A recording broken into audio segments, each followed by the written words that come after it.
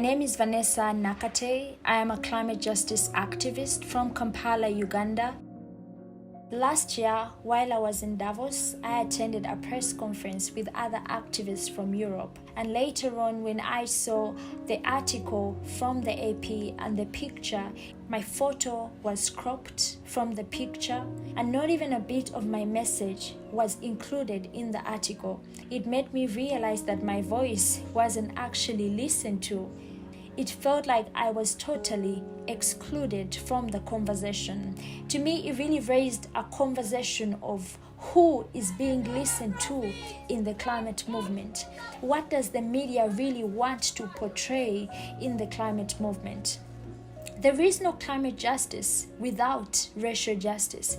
If communities that are facing the worst impacts of climate change are being erased from conversations, then we won't be able to have climate justice. And it's also important to note that I come from a continent that is responsible for only 3% of global emissions, and yet Africans are already suffering some of the most brutal impacts fueled by the climate crisis. The global conversation around climate change needs to change because climate change is more than weather.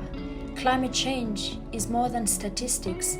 Climate change is about the people in my community and in my country at large.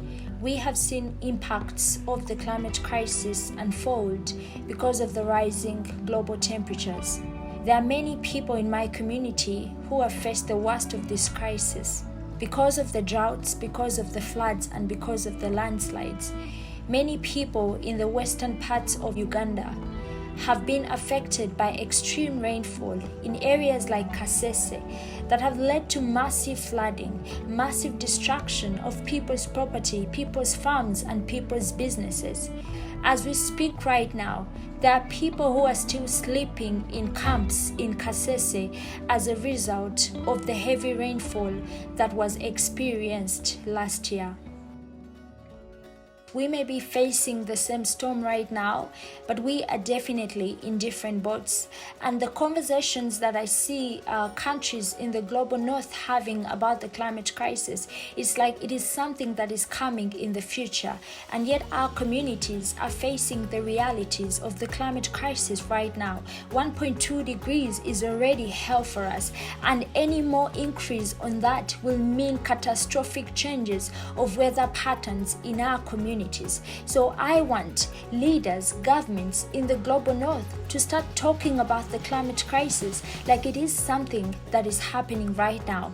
It doesn't make sense to set targets of 2030 or 2050. Climate justice is only justice if it includes everyone. And it's only justice if the voices, if the people from the most affected areas are listened to and are given the action that they need for a world that is livable, a world that is sustainable, a world that is healthy.